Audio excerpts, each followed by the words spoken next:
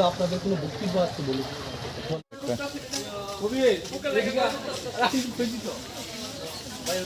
বাইরে দেখাই দিয়ে আমার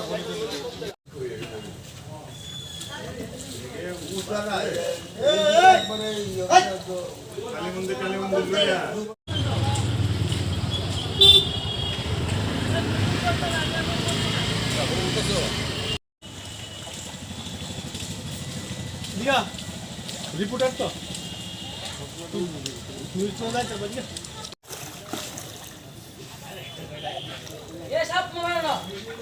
দরকার দেয় বলো আরে তো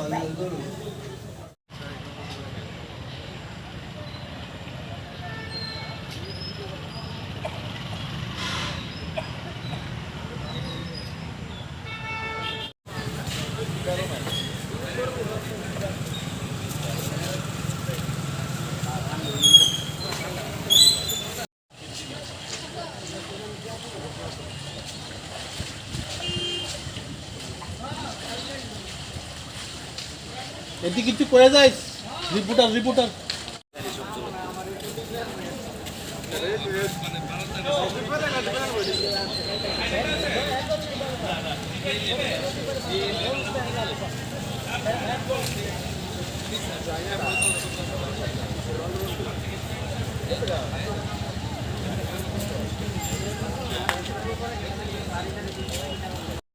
এটা নয় বনমালীপুরের 31 নং ওয়ার্ড।